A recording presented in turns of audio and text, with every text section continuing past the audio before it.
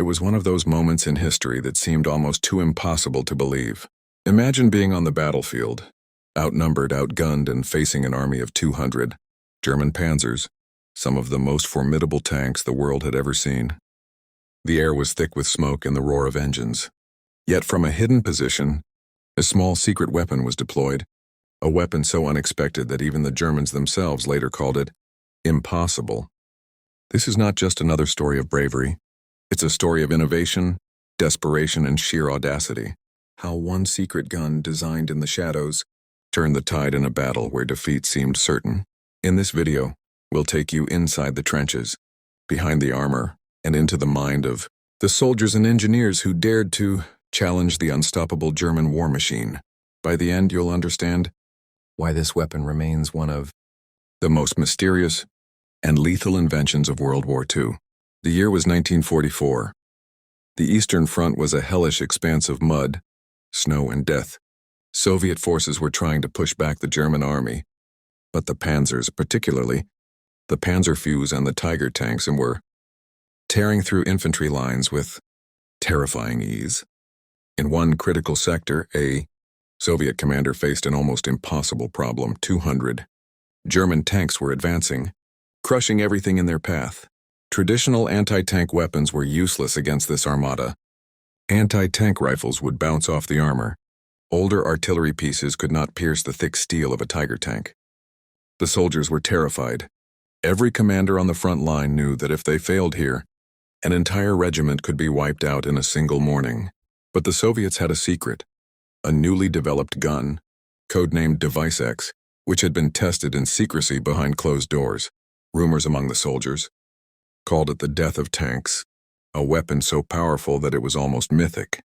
The Germans, of course, had no idea it even existed. And so the stage was set, a small Soviet position versus an unstoppable force of 200 Panzers. The gun itself was unlike anything soldiers had seen. Sleek, portable, and terrifyingly precise. It was designed to penetrate the thickest armor at distances that would have been impossible for conventional weapons. Unlike heavy artillery, it could be moved quickly between defensive positions. Unlike traditional anti-tank guns, it didn't need a large crew to operate. Engineers had tested it on captured German tanks. Reports came back shocking. A single round could penetrate the armor of a Tiger from over a kilometer away, and when it hit, it didn't just pierce the armor. It exploded inside the tank, destroying the engine and killing the crew instantly. The Soviets called it their secret weapon, and for good reason. Its existence was a tightly guarded secret.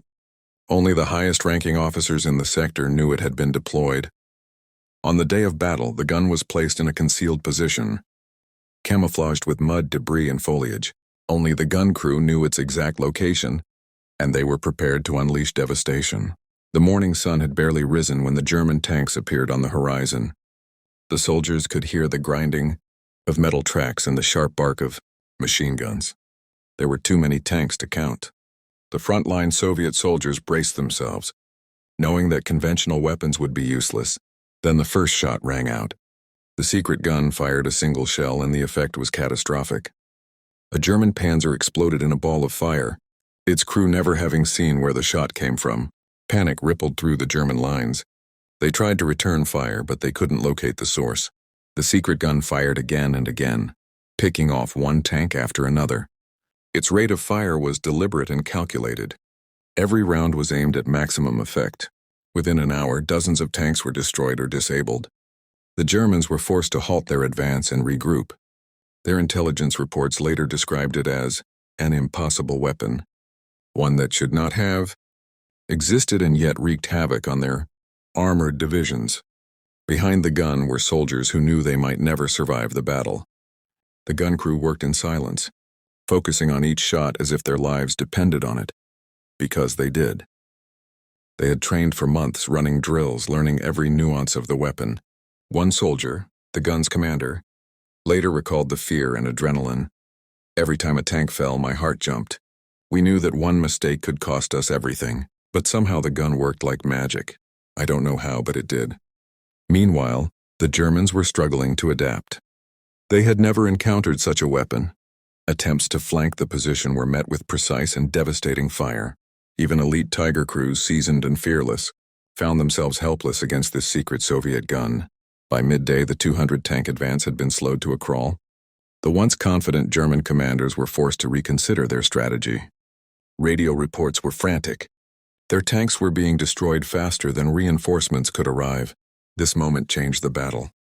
The secret gun didn't just destroy tanks, it changed the psychological landscape. German soldiers, once confident and aggressive, began to fear every movement, every shadow, every rustle in the bushes. The Soviets, previously demoralized, gained confidence. They could fight back. In many ways, the battle became less about numbers and more about ingenuity, bravery, and technology. It was a clear demonstration that a well-placed secret weapon could turn the tide even against overwhelming odds. By the end of the day, dozens of German tanks lay in ruins. The Soviets had suffered losses, but the secret gun had changed the course of the battle. News of the weapon spread through German intelligence as something impossible, a gun that could destroy tanks faster than any conventional method. The weapon itself would remain shrouded in secrecy for decades. Soldiers who operated it were sworn to silence. Engineers who designed it rarely spoke of it again. Yet its impact on the battlefield was undeniable. It became a legend, a story of innovation, courage, and the incredible power of human ingenuity in the face of overwhelming odds. Today, historians study this battle not just for the tactics, but for the lessons it teaches about creativity and resourcefulness in war. A single secret weapon, wielded with precision and courage, could challenge even the most powerful armies in the world.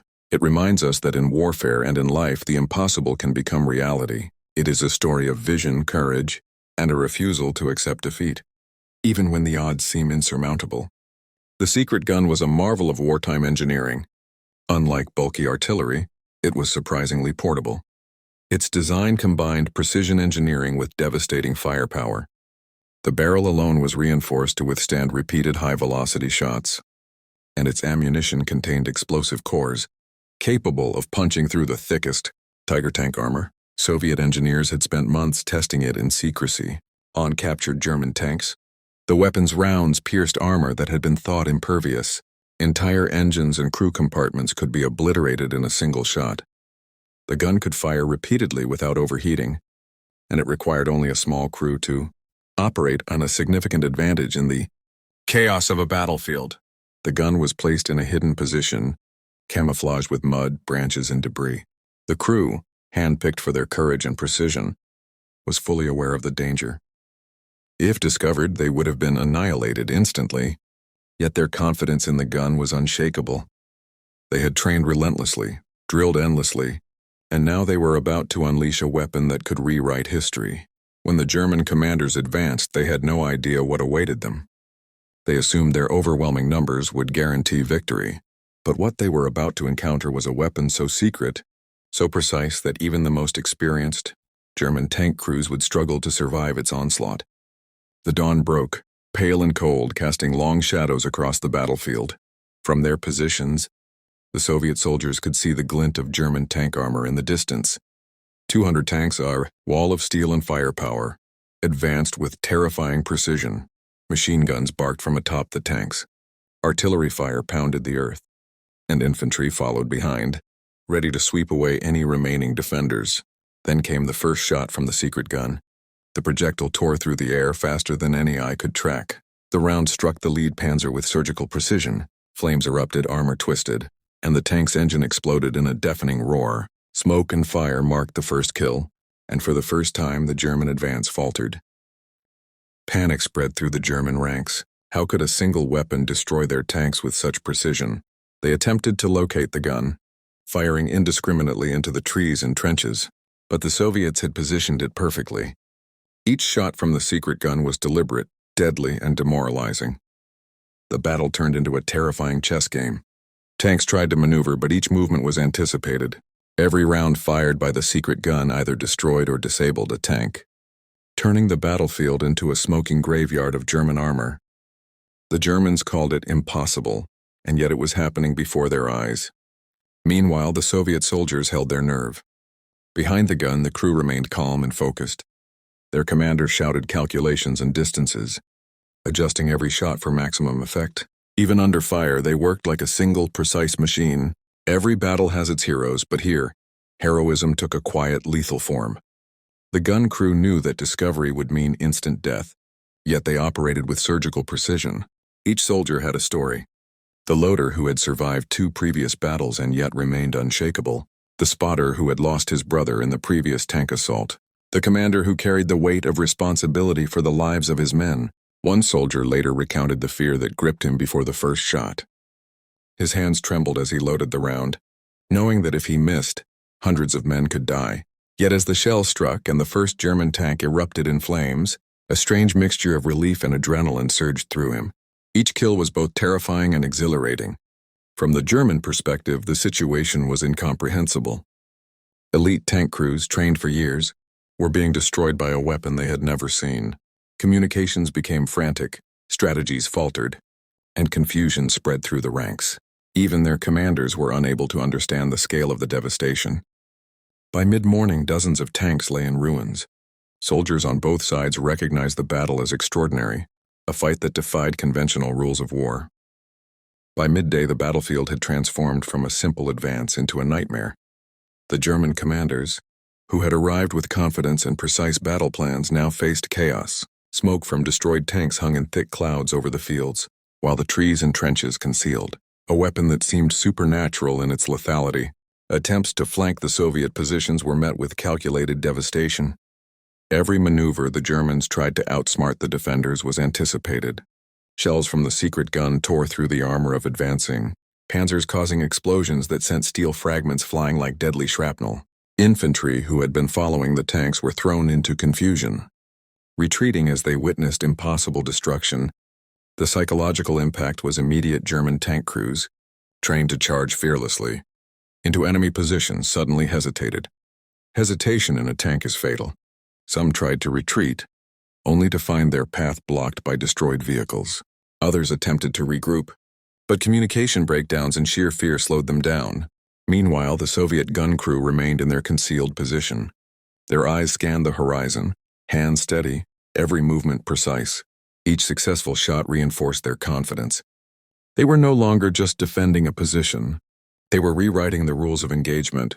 The gun, which had once been a closely guarded secret, now seemed almost alive, anticipating, punishing, and controlling the battlefield. One German commander later reported that the destruction defied logic. He described seeing dozens of tanks immobilized in minutes, crews abandoning their vehicles in disbelief. The Soviets had not only stalled an advance of 200 tanks, they had shattered the enemy's morale. As the Panzers faltered, Soviet infantry began to exploit the chaos. Soldiers armed with machine guns and anti-tank grenades advanced from concealed positions, supported by artillery fire. The battlefield had become a deadly dance where every misstep could mean death. The secret gun continued to dominate. From its hidden location, it fired shells with unmatched accuracy. A Tiger tank attempting to charge across an open field suddenly erupted into flames. Another Panzer's tracks were shredded, leaving it immobilized and vulnerable. The crew's silence was punctuated only by the roar of explosions and the shouts of soldiers, coordinating each shot. Soldiers described the scene as surreal. One infantryman recalled, "It was like watching a storm of fire tear through steel. Tanks would move forward, then suddenly vanish in a burst of smoke. It was terrifying and incredible." The Germans attempted countermeasures. Artillery fire rained down on suspected Soviet positions. Flamethrowers were brought in to clear trenches, and infantry tried to locate the secret weapon. Yet the Soviets had anticipated every move. Decoy positions, camouflage, and strategic placement ensured the gun remained hidden, making it virtually untouchable. By late afternoon, the battlefield was littered with destroyed tanks and fleeing soldiers. The once mighty German advance had slowed to a halt. The Soviets had proven that tactical ingenuity and technological innovation could overcome sheer numbers and brute force. War is never just about machines. It's about people. The crew of the secret gun bore a responsibility that few could imagine. Every round fired carried the weight of hundreds of lives. Every shot could save comrades or doom them. The gun commander, a veteran of countless battles, later described the adrenaline. Each shot felt like a heartbeat. If we missed, hundreds would die. If we succeeded, we had a chance to survive. There was no room for error. Behind him, the loader worked with precision, hands moving with practice speed despite exhaustion. Spotters calculated distances, adjusting for wind, terrain, and moving targets. Their training and focus made the impossible possible.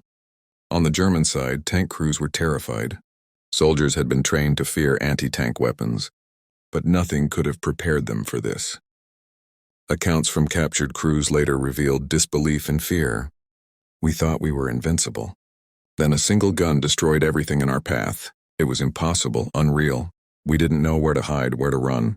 The psychological warfare was as devastating as the physical destruction. By combining strategic placement, precision, and surprise, the Soviets had turned fear into a weapon, a lesson that would echo long after the battlefield fell silent. By evening, the battlefield was eerily quiet. Smoke rose from destroyed tanks, and the ground was scarred with craters and debris. The Germans had retreated, not defeated by superior numbers, but by an ingenuity they could not comprehend. The secret gun had achieved what seemed impossible. It had stopped an advance of 200 Panzers, inflicted massive casualties, and demoralized one of the most feared armies of the era. Commanders on both sides recognized its impact. The Germans called it impossible, and Soviet officers quietly celebrated the weapon's success, knowing it had saved countless lives. The gun itself would remain shrouded in secrecy. The crew who operated it were sworn to silence.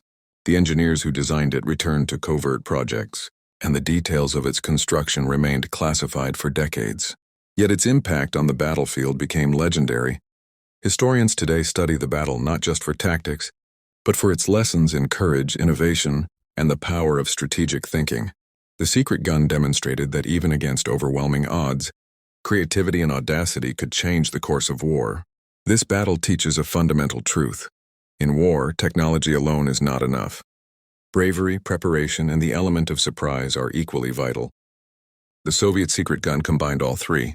It was a triumph of human ingenuity, showing that even the most fearsome armies could be challenged by careful planning, precise execution, and unwavering courage. The weapon also left a lasting psychological mark. German soldiers would tell stories of that day for years, of a gun that seemed to defy reality, that struck without warning, that destroyed their mightiest tanks. The legend of the impossible gun became a symbol of what can happen when ingenuity meets necessity. For modern audiences, the story resonates beyond the battlefield. It reminds us that the underdog, armed with knowledge, courage, and creativity, can face seemingly insurmountable odds and prevail. This is why the story of the secret gun continues to captivate historians, military enthusiasts, and anyone who appreciates the dramatic twists of history. Within hours of the failed advance, German field intelligence units were scrambling. Reports flooded command centers, all saying the same thing. Tanks were being destroyed at extreme range, from invisible positions with precision that defied known Soviet capabilities. Officers argued. Engineers checked manuals. Recon teams were sent forward, many never returned. German intelligence had cataloged every known Soviet anti-tank gun. Nothing matched what they were facing. Interrogations of survivors painted a terrifying picture.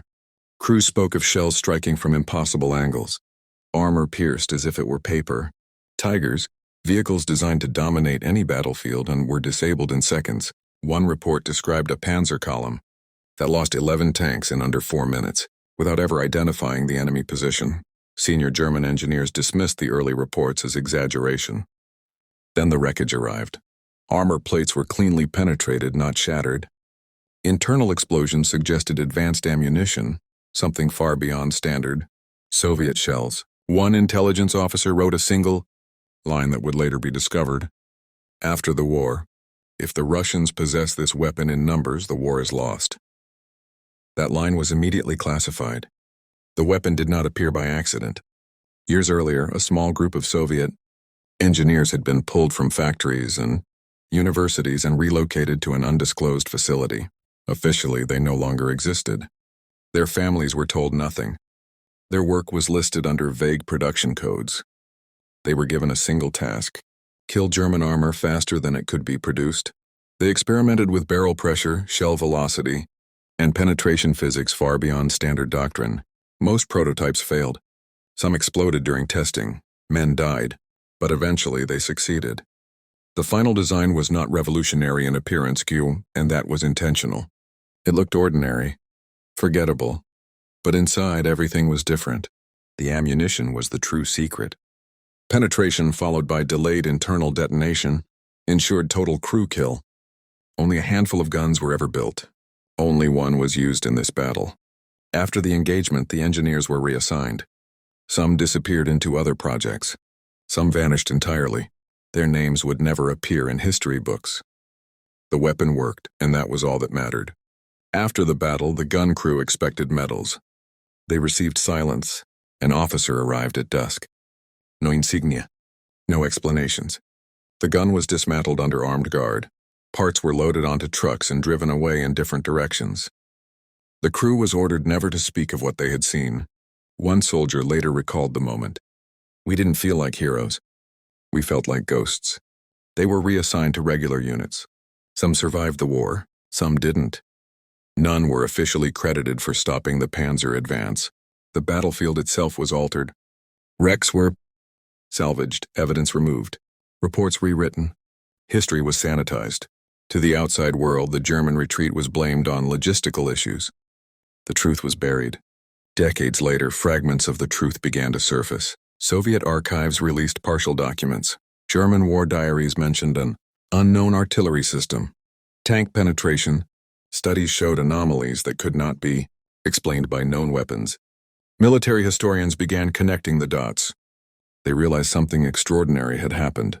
A prototype weapon, used once, changed the outcome of a critical engagement and then vanished. Even today, debate continues. Was it a radically modified gun? An experimental shell? A weapon rushed into combat before mass production? What matters is this. It worked, and for one day it shattered the myth of German armored invincibility. This is not just a war story. It is a lesson. The Germans believed superiority in numbers guaranteed victory. They believed armor equaled dominance. They believed innovation belonged to them. They were wrong. History repeatedly shows that wars are not won by size alone, but by adaptability, secrecy, and the courage to deploy the unknown at the right moment. Modern militaries still study cases like this, not because of nostalgia, but because the principle remains unchanged. One unseen advantage can neutralize overwhelming force. That single truth is why this story still unsettles military planners today. The failure of the Panzer advance triggered something rare inside. German high command, fear. Not fear of defeat, but fear of the unknown. Orders were issued quietly, marked top priority, bypassing normal chains of command. The directive was simple. Locate the weapon. Capture it, or destroy it. Special reconnaissance units were dispatched. Engineers accompanied combat patrols. Luftwaffe pilots were instructed to photograph battle zones repeatedly, analyzing craters, wreckage patterns, and shell impacts. Nothing made sense. The shell trajectories did not align with known Soviet guns. Penetration angles violated basic armor physics. German analysts suspected one horrifying possibility. The Soviets had solved a problem Germany itself was still struggling with. Every hour that passed without answers increased panic, because if one gun existed, more could follow. 3 days after the battle, a German patrol advanced into a seemingly abandoned forest sector. Soviet resistance was light, too light. That alone made the officers suspicious. They found something. Not the gun, but fragments, broken mounting bolts, crushed shell casings, deep recoil marks pressed into frozen soil.